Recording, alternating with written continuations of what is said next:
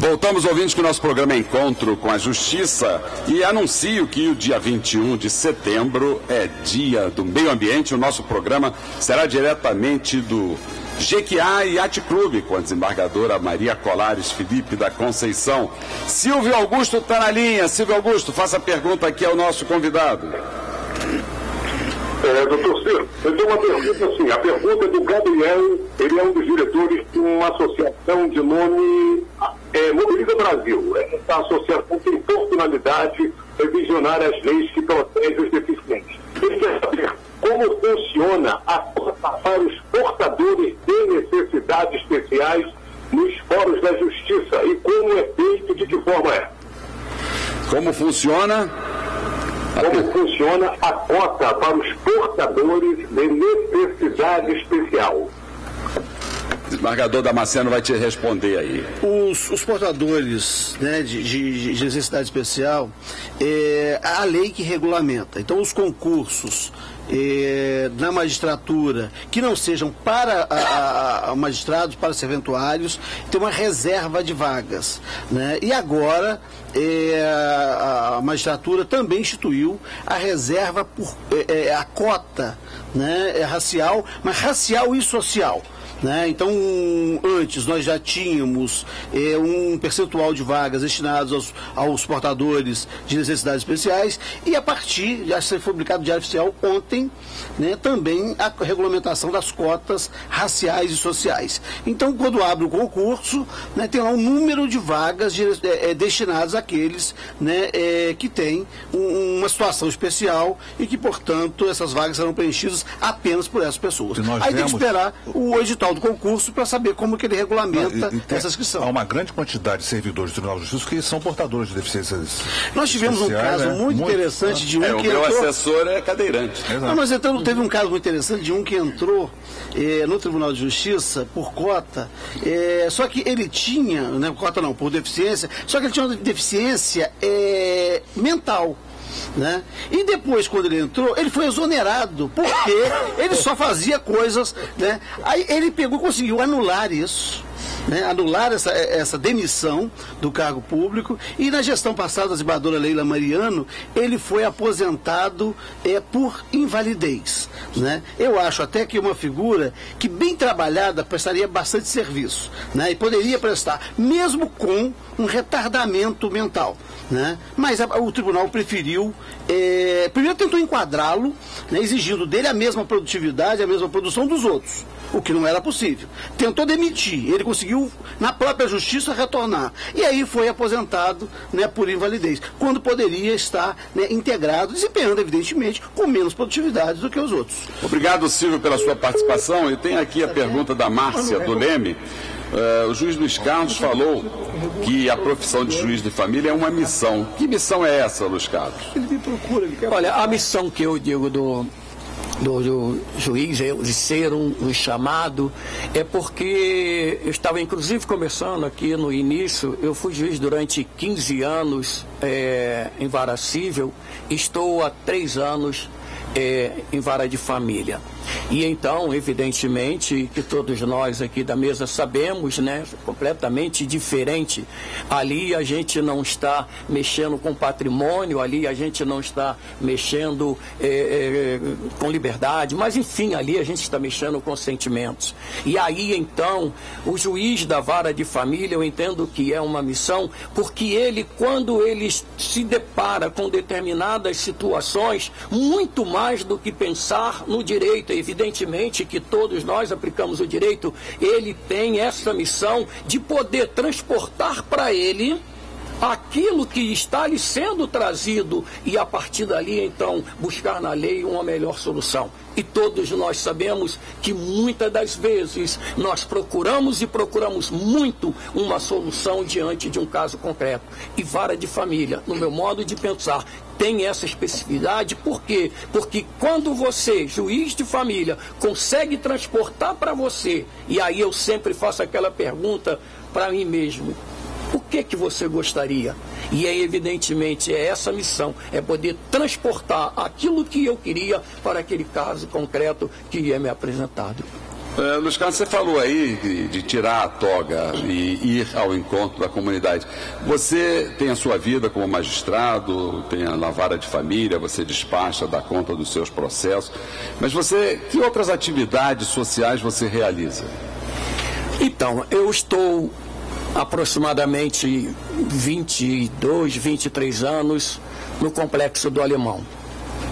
João Damasceno já disse aqui, eu sou diácono permanente, e aí então dentro da nossa... O diácono é um padre que pode casar, não é mais ou menos isso? Não, o diácono não é padre. O diácono, ele recebe o sacramento da ordem em primeiro grau. Ele pode ministrar os sacramentos, ele pode dar as bênçãos, mas ele não pode dar unção dos enfermos, ele não pode receber confissão, ele não pode missa, fazer consagração. Nem a missa. Na missa pode, né? Não, na missa nós participamos, nós concelebramos e tem inclusive aqueles momentos em que são exatamente do diácono permanente. Por exemplo, até mesmo uma celebração do cardeal. Se Dom Orani estiver celebrando, na hora da consagração, quem eleva o cálice é o diácono. Pode ter... Pode batizar o diácono? Pode. Eu acredito que eu já cheguei à casa dos 20 mil crianças. Quer dizer, você não pode casar como padre, como diácono, mas você pode casar como juiz, não é isso? Não, agora eu não posso mais porque eu recebi o sacramento da ordem em primeiro grau, então espero que não aconteça mais. Se por acaso a minha esposa falecer, eu não posso mais. Não, eu digo, você pode realizar casamentos civis como juiz. Civil também, civil e religioso, já deve ter passado aí, desembargador, aproximadamente uns 200. Desde o ano de 1985, que eu era ministro extraordinário, e agora desde 2007 sou diácono permanente. Deixa eu fazer uma pergunta que aconteceu comigo. Sim. Eu também presidi muitos casamentos civis lá em Campo Grande, Bangu, Santa Cruz, por onde eu passei, e tive a oportunidade depois, em vara de família, receber esses casais para divórcio. Você já teve alguma experiência nesse sentido? Quer dizer, você diz que o que Deus uniu, o homem não pode separar, mas quando o homem une, o homem pode separar também, não é isso? Pois é, mas aí acontece o seguinte, nós temos o casamento civil e nós temos o casamento religioso. Então, o princípio que norteia o sacramento do matrimônio é da indissolubilidade. Isso é direito canônico. É isso, é direito canônico, Então, o que acontece? Só em duas hipóteses é que quem recebe o sacramento do matrimônio pode vir recebê-lo novamente. Ou seja, no caso de viuvez ou quando é declarada a nulidade do matrimônio. Mas então, eu ainda não tive essa experiência, não. Espero não tê-la. E como é lá no Complexo do Alemão? Que tipo de trabalho você realiza lá? É um trabalho apostólico ou é um trabalho também jurídico-social? Não há diferença. Sobre determinado aspecto, desembargador, não há diferença. São ambos liturgia. Olha, com referência ao trabalho, desembargador, esse trabalho já vem de muitos anos. Hoje, quando o Beto falou ali em investir nos jovens, Beto,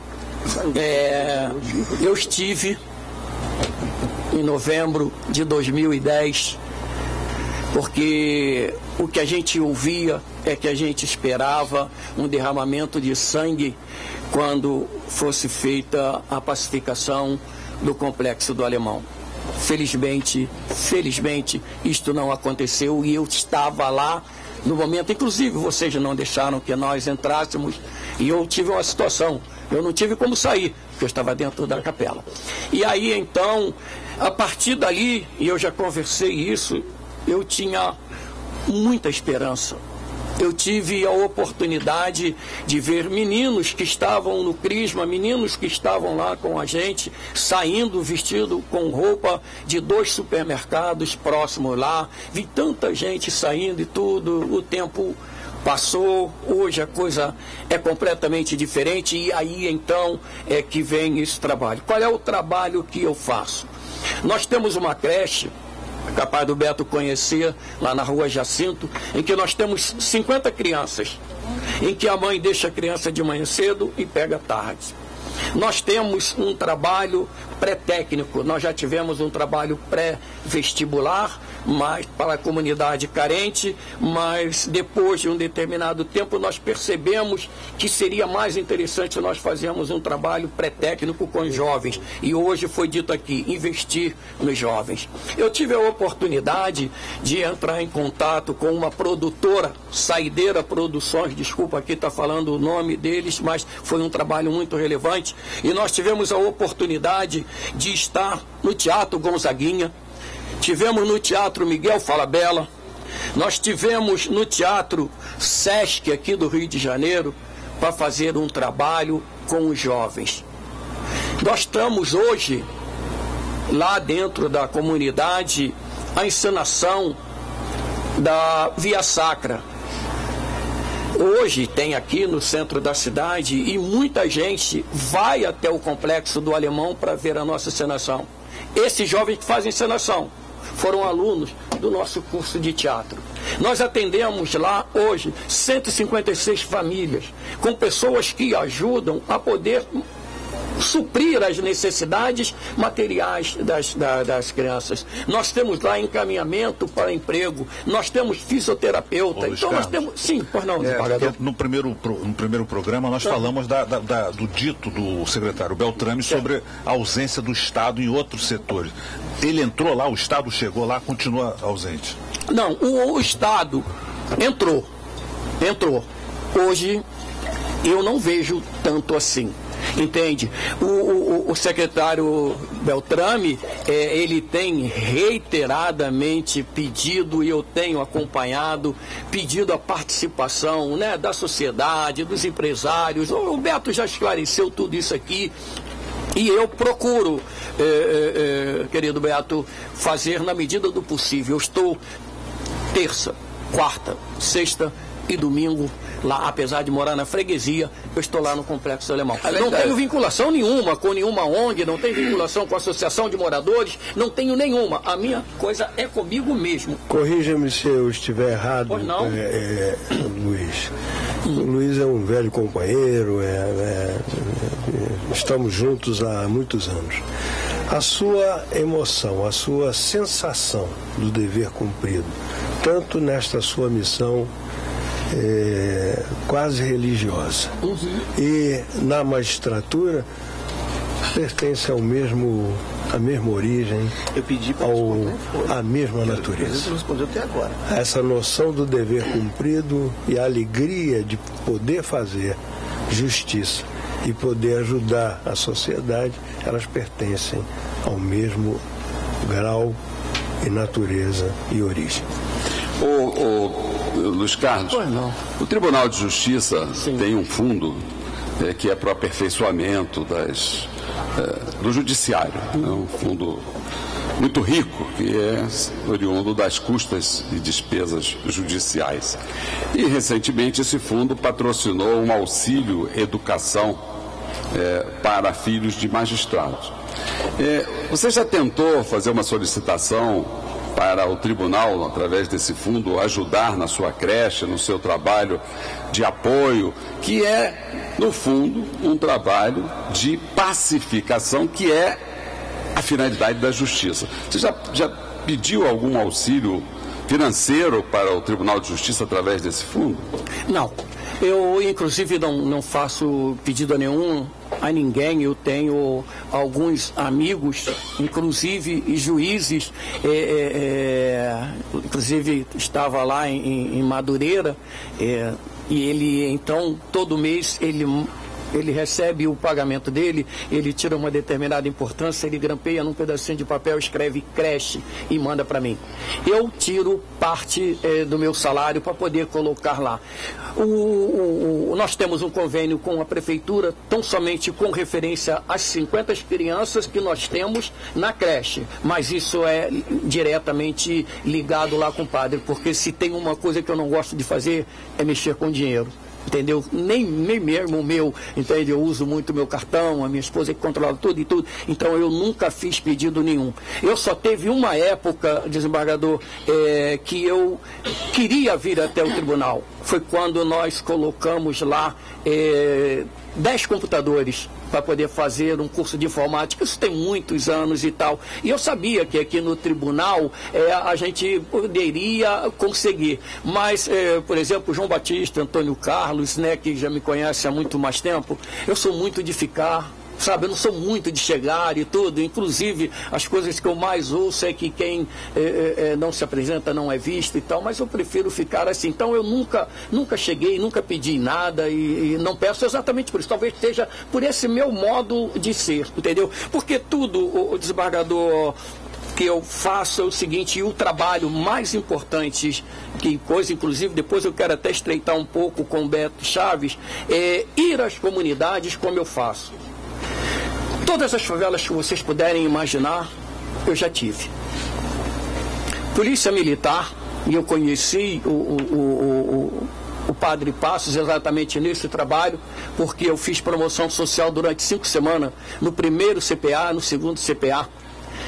O antigo Coronel Lopes, como comandante da polícia, me convidou e tal, e eu sempre fui para poder dar o meu testemunho de vida, para poder incentivar os jovens, e é isso que eu quero ver se depois eu consigo passar as dificuldades que eu tive para chegar à magistratura. Mas para hoje, mas você está falando de dificuldade, eu tenho em homenagem ao Ciro, certo, né, que mandou ao presidente do tribunal e que fez uma comunicação sobre o uso do fundo para pagamento de auxílio educação. Eu requeri o auxílio educação e requeri ao presidente do tribunal que fizesse uma doação integral do valor, não precisa descontar nem o imposto de renda, a doação integral desse valor a uma creche também mantida pela comunidade luterana, que atende ali o Pavãozinho e Cantagalo.